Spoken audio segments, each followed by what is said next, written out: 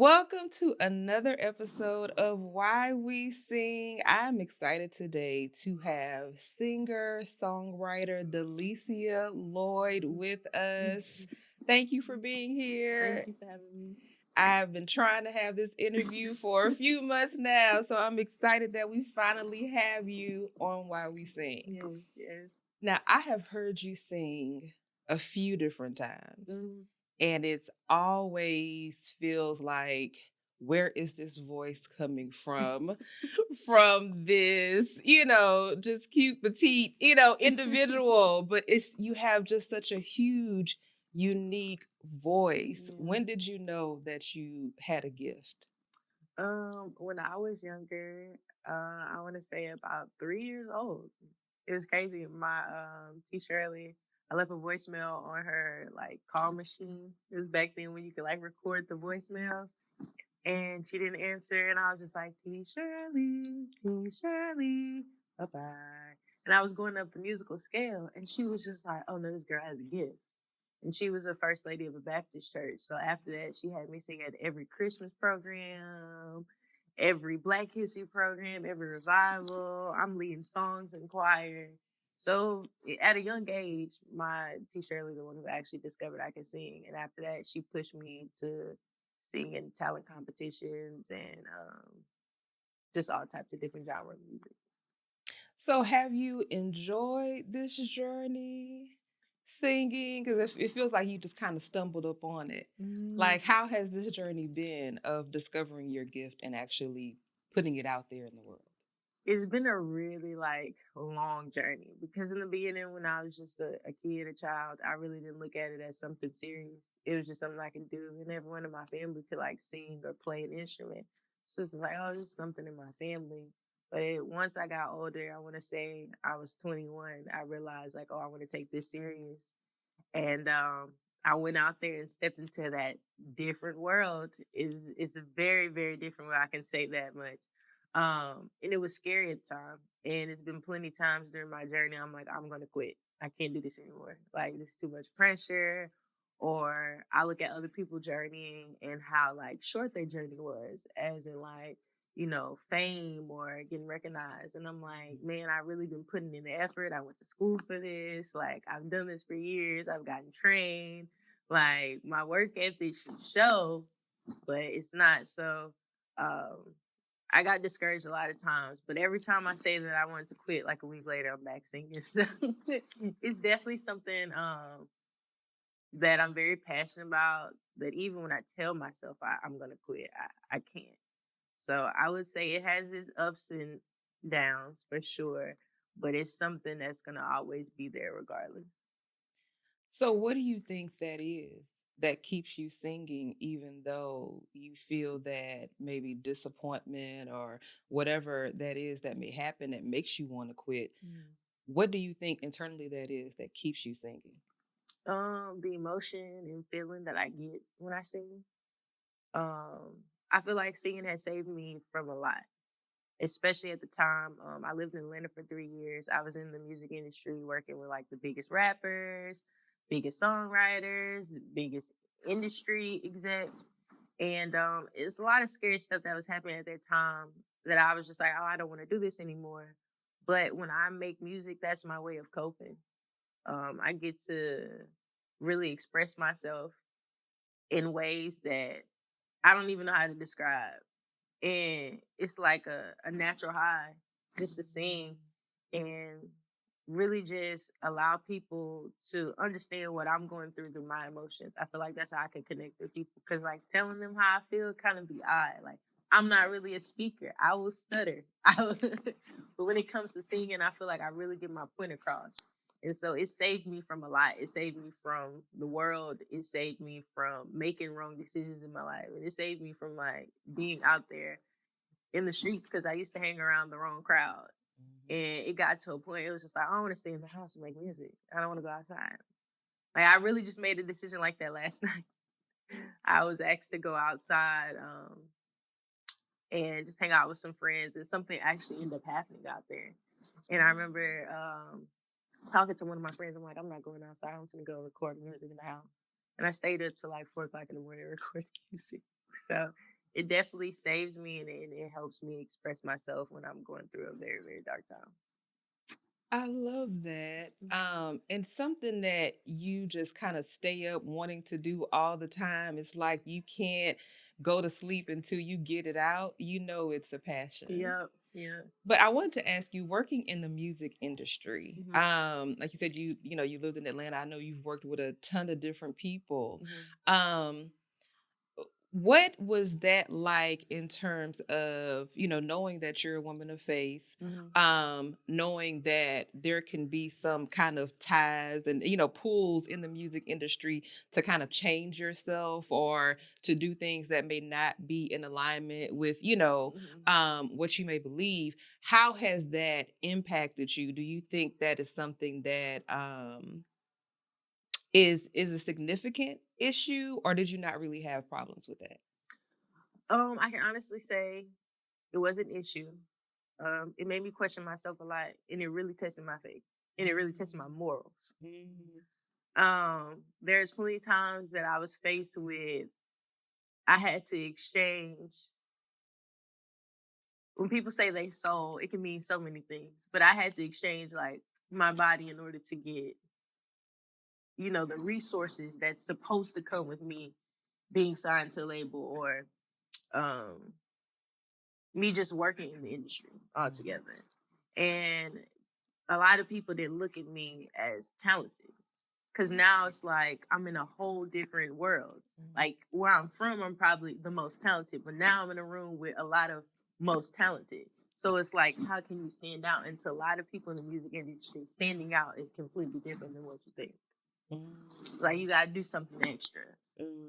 And so it's really hard for a female in the industry to really like stand on her morals and really get to the top, especially when you don't really have too many people in your corner. Mm. And so it's like I could say there were a lot of people around me that were doing their job, but there wasn't a lot of people around me that actually cared and believed in me. So I was always faced with, are you going to stand on your morals?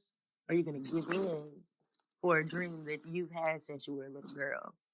And it's crazy. The reason I came back home, that day that I came home, I was about to make the wrong decision, because I'm like, I'm tired of this. I'm seeing everybody from TikTok growing up overnight.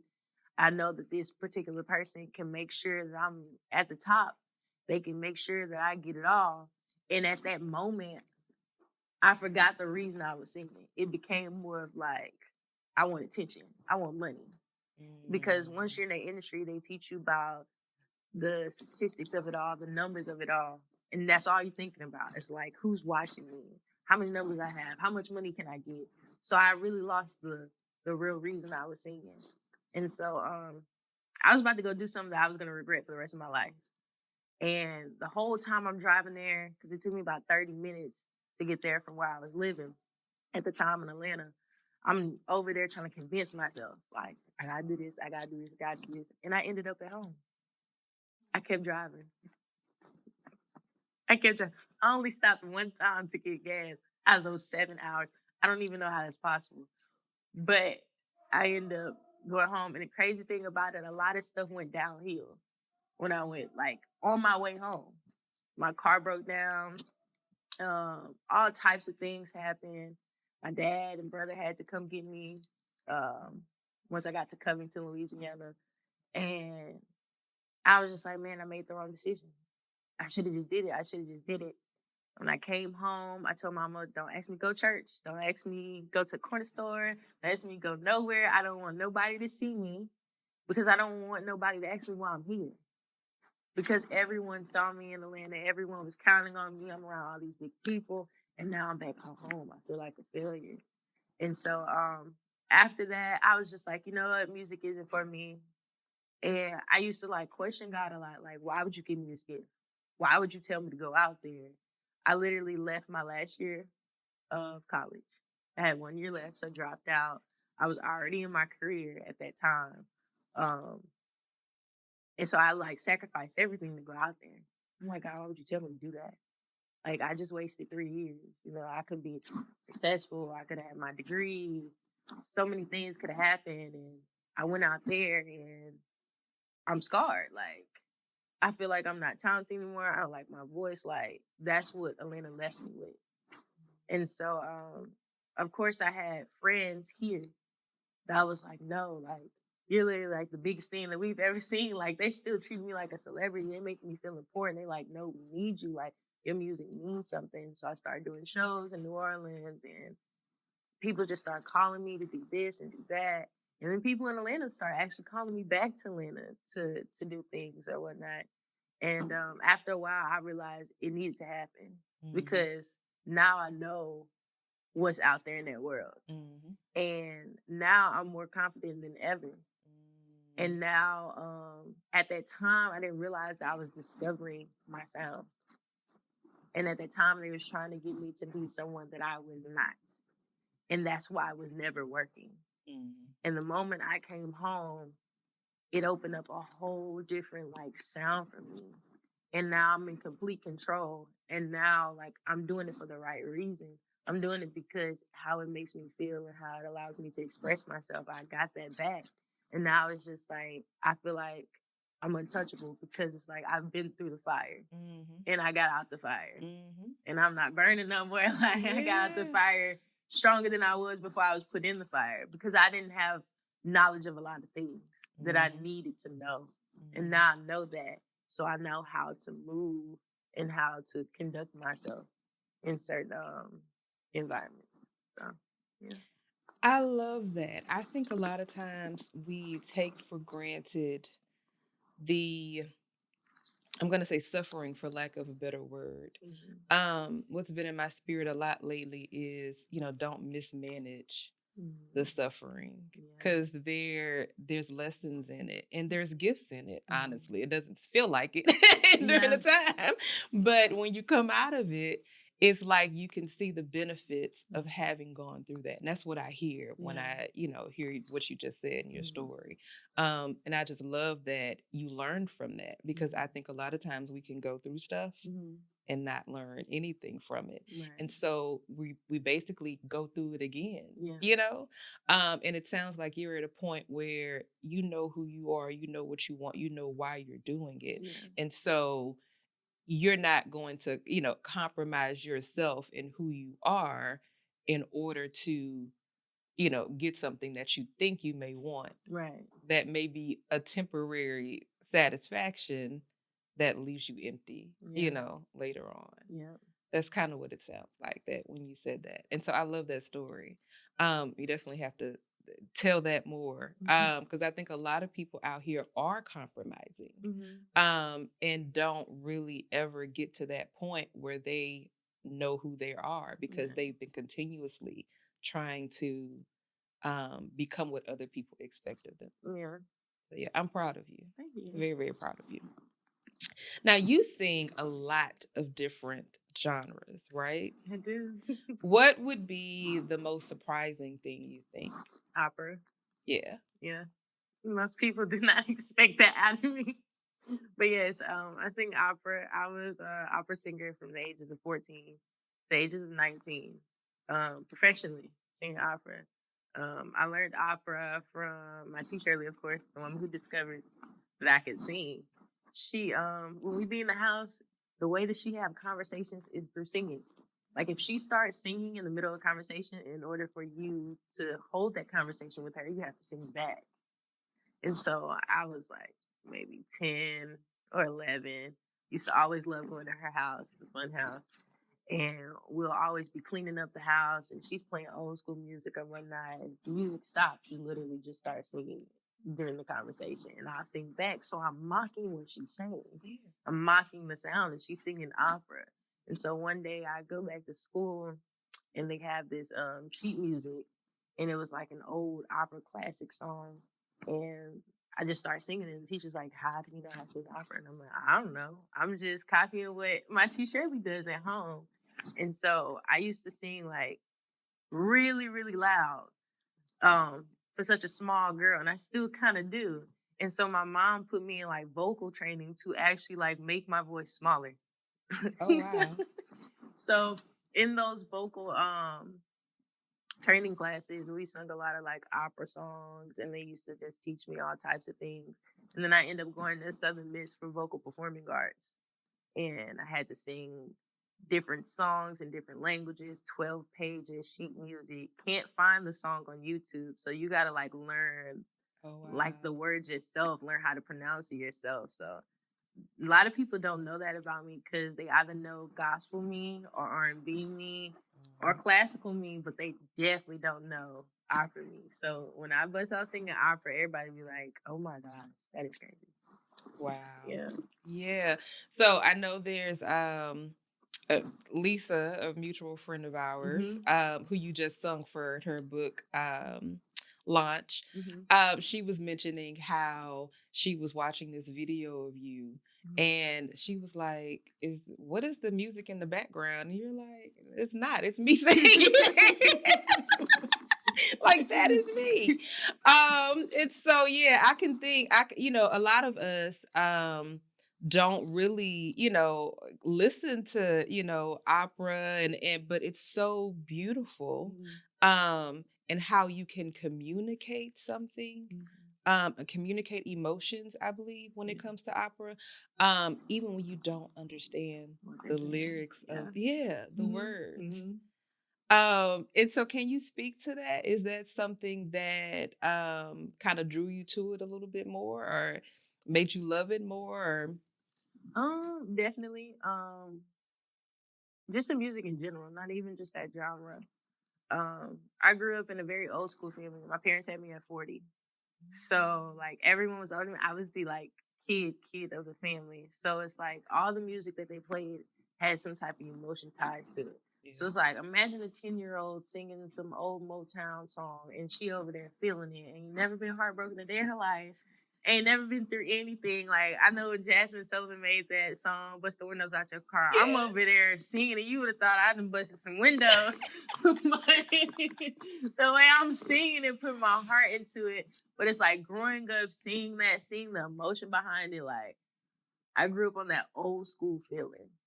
And so it's just like even with opera, like you could tell by the body language, the how just the tone or Mhm.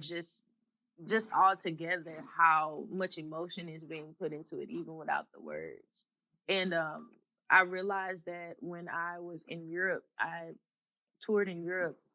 Um a lot of the people like you could literally hum in the mic and they would like appreciate that. Like overseas is a different type of feeling for music. Like they really feel it and they really appreciate it. So I feel like with music it's not always about the words. Sometimes it's how you say the words. Even if the consumer or the listener don't really truly understand what you're saying, they can feel it. And Mhm. that's why it's very important that when you're making music, the energy that's around you when you're making it. Because once that song is out or once you perform that song, the same energy that was in that room is going to be in the room once you perform or be in that room or in that setting wherever someone's listening to that song. So I feel like that's very important too. But yeah, the emotion is always there in music. You could tell what really was going on when the song was created, regardless of the words. Mhm. The words is kind of just a plus Yeah. to make it make more sense. Yeah. Yeah. Yeah. Wow. So are there songs that when you listen to they're popular? I'm not necessarily saying that can should mention them, but you can if you want to. But songs that may be popular that people love, but when you listen to it, you're like, I'm not sure this Oh is. yes, that's a Yeah. lot of that in the past. What I would say 5 years, especially with we have now TikTok, Hmm. and a lot of people are becoming famous off TikTok. And I don't know anyone that becomes famous overnight or off of TikTok because that's even harder than someone that's been working for years. Because now it's like you got this overnight fame, and now you gotta buckle it up and figure it out quick. Hmm. So I really salute those people that's really out there working their butt off from TikTok. But with TikTok, there has been a lot of songs that have reached a very, very high popularity that I just don't understand. I don't get it. I really truly don't get it. And I mean, after a while, it shows. After a while, like people like, oh, that person can't sing or that person can't rap, and it's just like, they really couldn't in the beginning either. But it was a very catchy song in the beginning, and then you try to make that song 50 times, and it's just like after a while, it's just like, what is this like? And I feel like that's what the world's lacking right now is emotion and feeling. And that's what I'm working on right now. I'm actually working on the album right now. Okay. And it's basically just more feels, more love.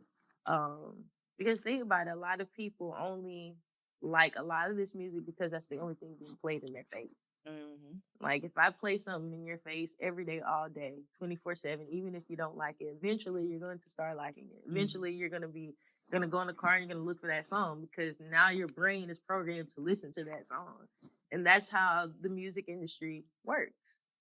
So you have a lot of people that's like mainstream that's getting played over and over and over and over and over and over and over again. And you're like, I really don't like this song, but now it's on my playlist. I don't understand. And then like a year and a half later, you like, I've never really liked this artist.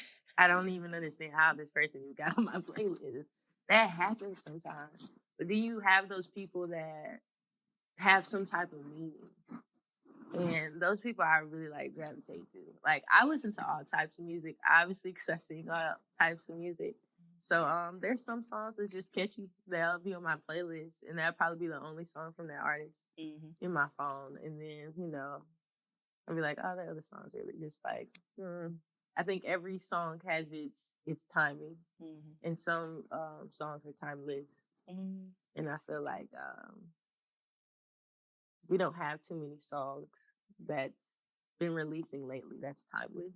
And I think that's what's missing because a lot that goes on in this world ties back to the entertainment industry because that's the industry that influenced the world.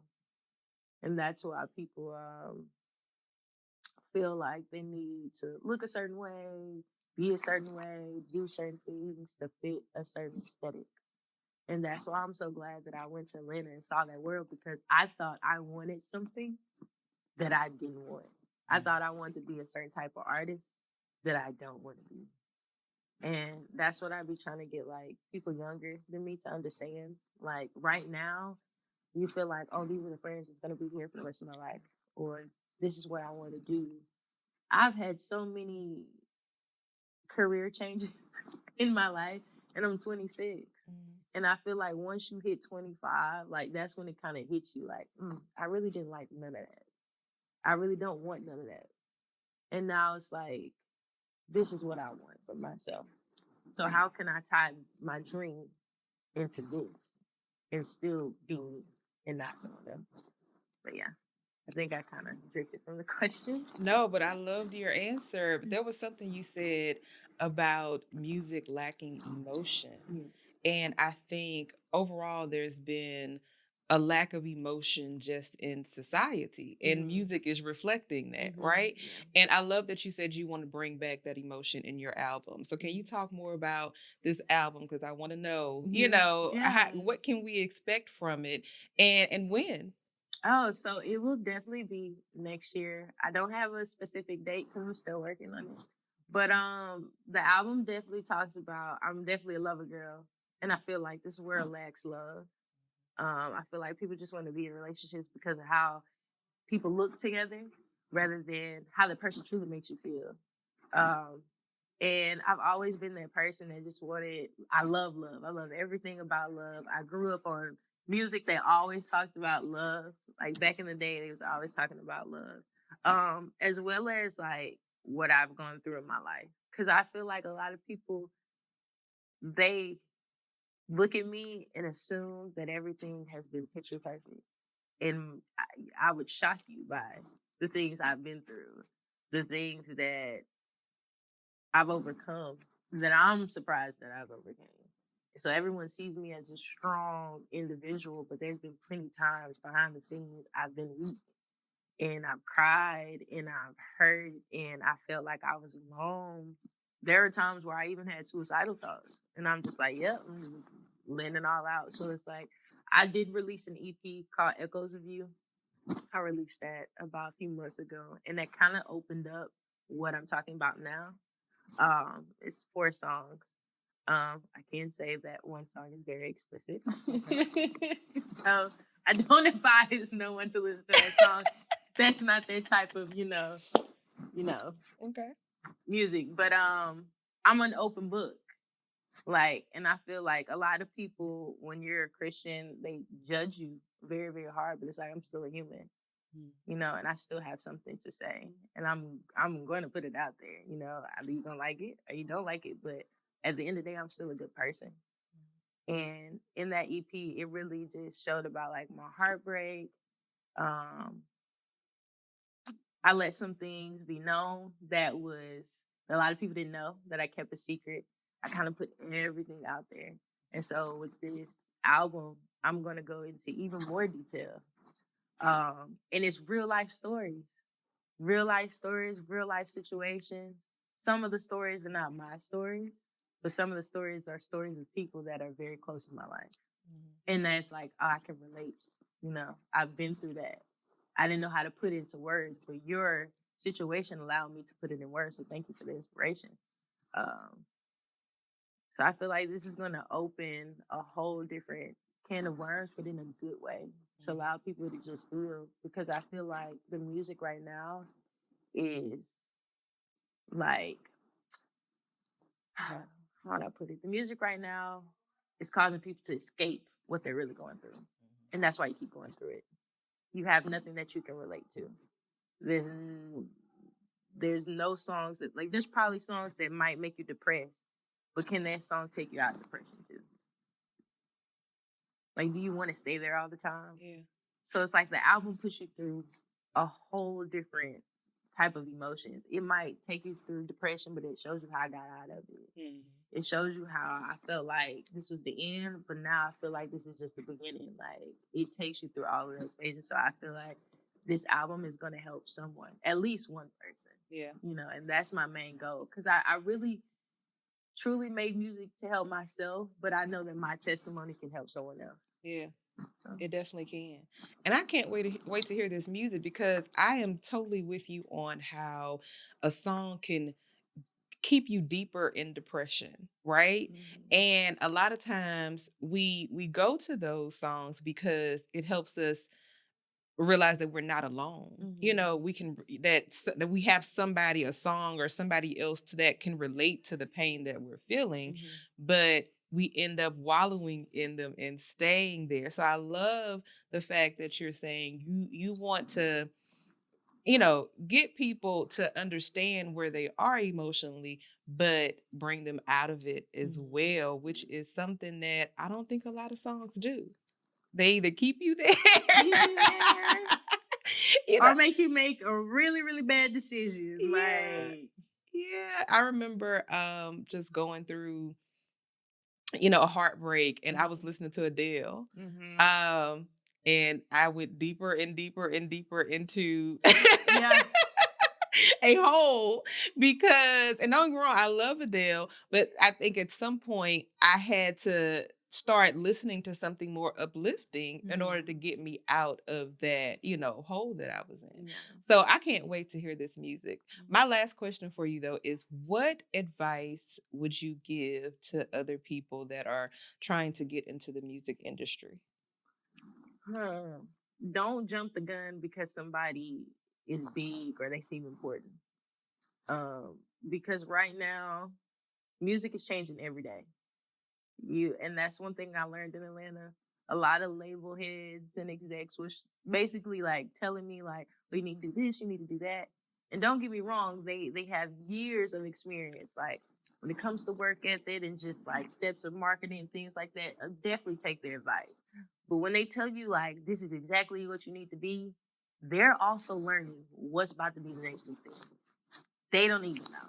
So they're telling you something that probably happened a decade ago. And some of those methods will work, but we're in a different day and age. So the only thing that you can do is be yourself. And people gravitate more to you being yourself. A person can tell, maybe not in the beginning, but overall, like once time goes by, they can tell like, oh, this person is weird. Like, sometimes you're not weird. You're just being somebody you're not. Mm-hmm. And that's why it feels weird. But once you being yourself, authentically yourself, you gravitate to so many people.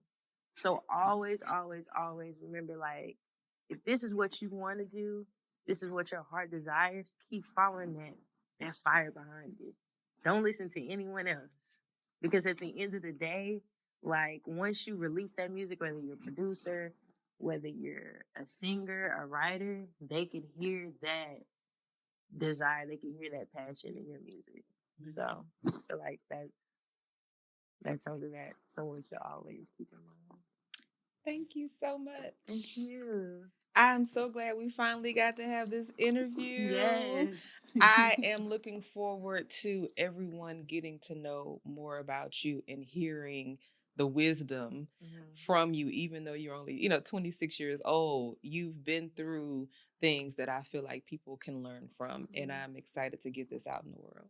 So thank you again. Thank you. Thank you for watching this episode of Why We Sing. Make sure you like, subscribe, and follow us for more episodes as we continue to explore the purpose and power in music.